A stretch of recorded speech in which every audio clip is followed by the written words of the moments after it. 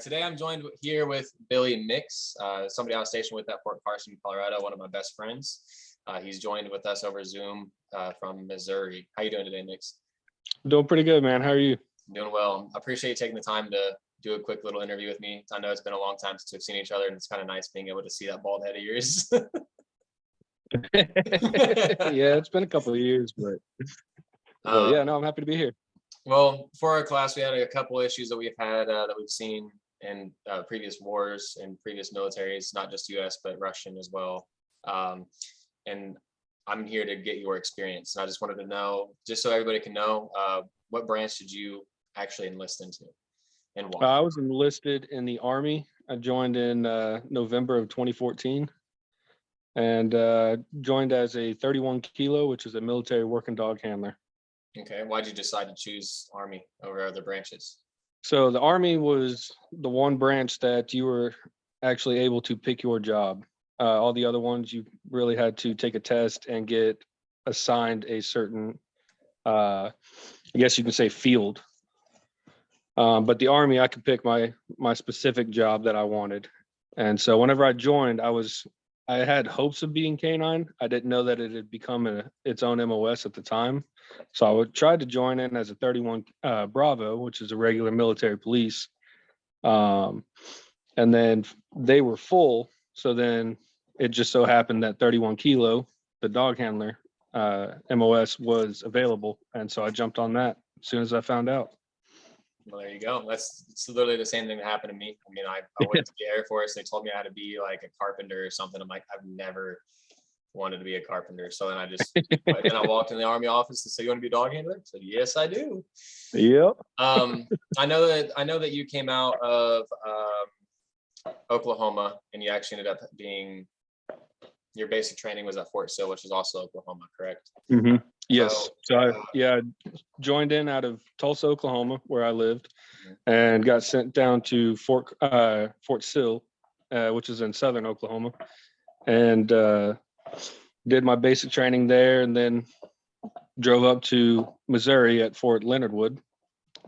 Started my first portion of AIT there, and then flew down to Lackland Air Force Base in San Antonio, Texas, to do the last part. Okay. Of the AIT. So did you leave for basic in November, or did you sign your paperwork in November? I left for basic in November. It was November 3rd. So I know Oklahoma is notoriously a cold state. I went to Missouri. I was at Fort Carson for both basic and the first portion of AIT, which is obviously where you went for the second one. And it was miserably cold. Like, it was brutally cold. How were your experiences in that cold? And was there anything that they did specifically to, like, basically freeze you out? So it was, so down in Oklahoma, it's very windy. And so it wasn't necessarily like super cold.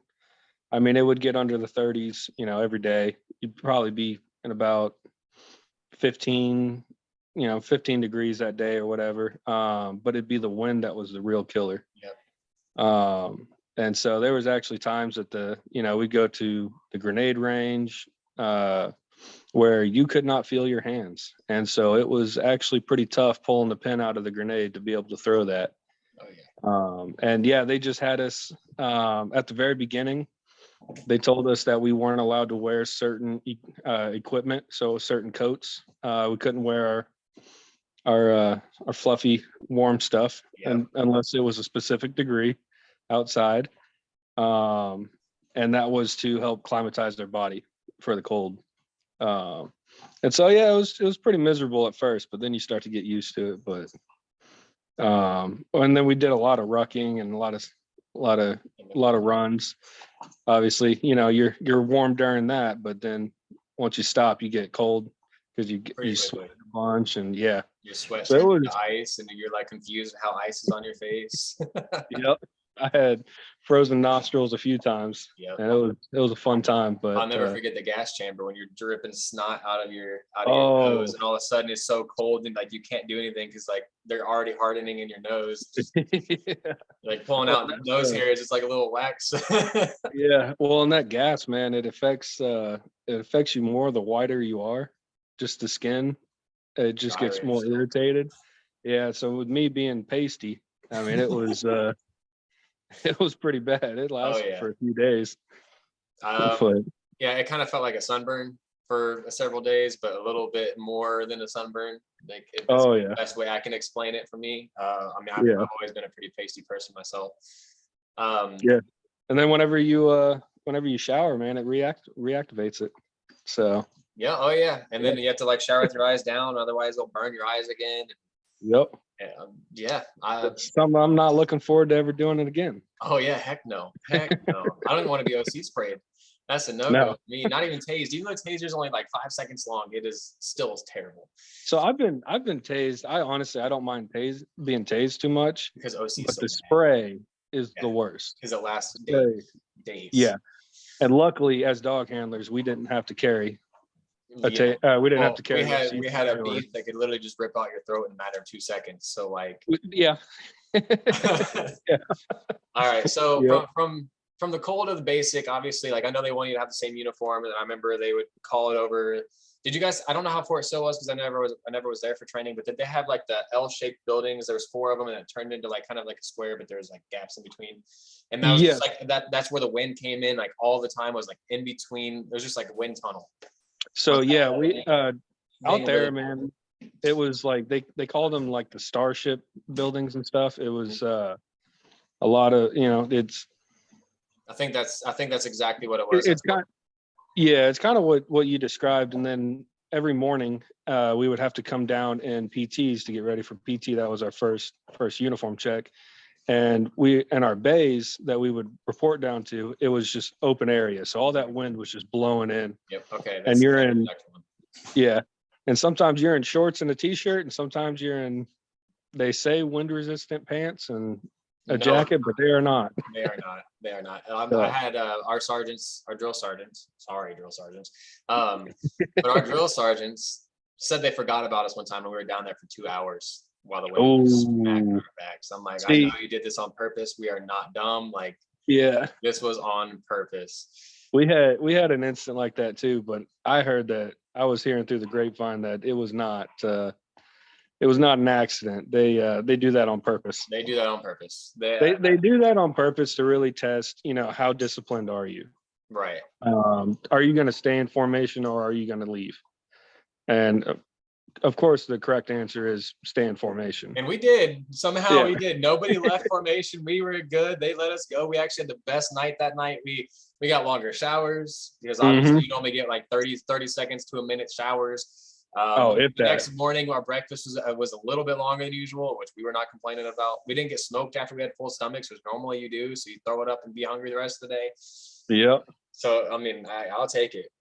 One of the most memorable times for that, I would say, was actually Thanksgiving. So Thanksgiving, they kind of trick you. Mm. I don't know if they still do this, but they tell you, okay, hey, it's Thanksgiving, so we're going to give you guys a night off, happy holidays, all that stuff. So then they kind of give you this false sense of, okay, I can go eat whatever I want in the DFAC. And then so you got people that are just pounding down food, like going left and right. They're like, oh, sweet. We've only been able to eat certain things. And right after that, they put us all in formation to leave the DFAC, and we go on a 5-mile run. And luckily my dad was in before, and he warned me about that, and so I didn't stuff my face. Like I ate the normal amount. It still probably sucked though, because after a full stomach, you don't want to run five. No, you do not. I think just about everybody puked. Yeah, I probably still would have. I mean, yeah. But the thing is, the thing that got me is like everything that they put on your tray, and you don't dictate what, like, you pick what you eat, but like you don't dictate how much they put on your tray. Yeah, and they tell you what station you can go to. So there was like a chicken station, there was a salad station, there was all sorts of stuff, and pretty much the only thing I ate was chicken, salad, and a little little tiny bowl of grapes or something like that. That was It's my better meal than pretty those much. hot A's. It is better than those hot A's, man. I'll never forget. We were at some range and we had hot A's and it was a green meat. We don't know what the heck it was, but it was a green meat. They're like, oh, it's just because they don't put the dye in this to save money. It's still good. So everybody ate it. Nobody got sick. But like obviously, like we got to eat, but it was green. It was. Yeah. I'm not even kidding. It was legit, like glowing mossy green. It was disgusting. But Or like, you get the soggy eggs. oh, the salt. Yes, Yep. the soggy eggs that have no flavor and they don't give you salt or pepper for it. Yep. Yeah. I was never gravy, one it's for best. hot sauce until I went there and started eating those eggs, man. I put hot sauce on everything after that. You still? It's actually still burned into me. I eat a lot of hot sauce now. All right. Well, let's. Do you have any last comments on basic training? Any last stories? How did basic training prepare you well enough for the Army, or do you think that was like? You think they went a little too far? Do you think they should still go further, or do you think they should continue down the path that they're going now, which is making basic training a little bit easier?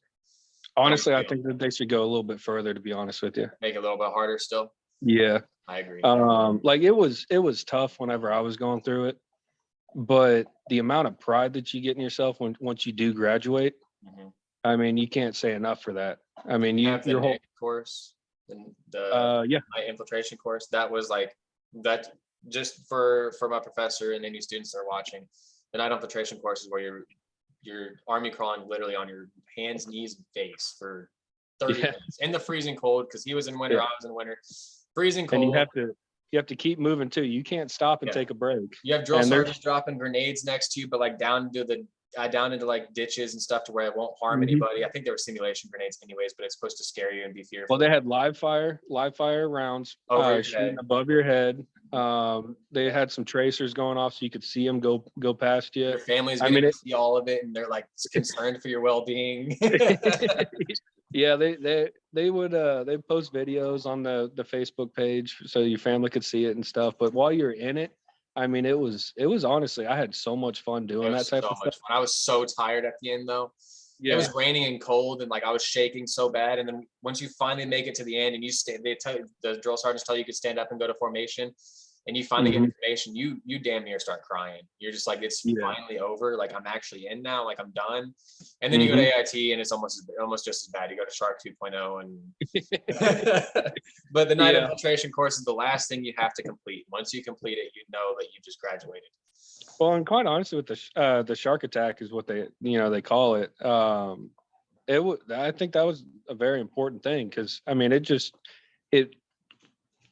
you kind of go into defense mode just because you don't know what's going on. Everybody's just yelling at you to go somewhere, and then somebody's yelling at you to go somewhere else, take your bag somewhere else, and you never know what's going on. Yeah. But and your face has to be down the whole time. You don't even know who's yelling at you. Yeah. You can't look up at them and talk to them. And it's really just the whole point of basic training is to break down all the bad habits that you have from being a civilian, and so that they can build you back up into an actual soldier. And I can't speak more highly about that. It was very, very instrumental to me. No, don't get me wrong. It sucked during the whole thing. It sucked during the whole thing, and even after, with how some of the sergeants would still treat you, even though like the Army treats you like shit. Like, let's be honest here. And sorry, I'm gonna I forgot to give this out earlier, but disclaimer: there's probably gonna be a good amount of cussing in this. There's probably gonna be a couple of things in here that might be a little sensitive, but we discussed this before. We want to try to make it as authentic as possible. Like, we're going to give you 100% answers. And some of it might be a little much for some people. So we haven't gotten too far yet, so I'll leave it at that. But the sergeants treat you like shit. They constantly try to threaten to kick you out. Dishonorable discharge, which will ruin the rest of your life, even if you're doing nothing wrong. So like, even though like they correct things and you finally get through all the basic, it's almost worse at the other side. Like, because what else are you working for? You're just working to go get a higher paycheck. But in the Army and like in basic training, you're working to become a soldier. Once you get that title, you're always a soldier. But now it's after that basic, once you become that soldier, now you're you're working towards your job now. Exactly. But even though working towards your job, though, like there's no other title to be prideful of, because like it's just like all these, they almost don't make it worth it, is what I'm saying. I honestly, I think I would disagree with that. I know where you're kind of going for. But keep in mind, I was only stationed at Fort Carson, which everybody we know have had a bad experience at Fort Carson. Yeah. So basically, what they're doing though is they're teaching you custom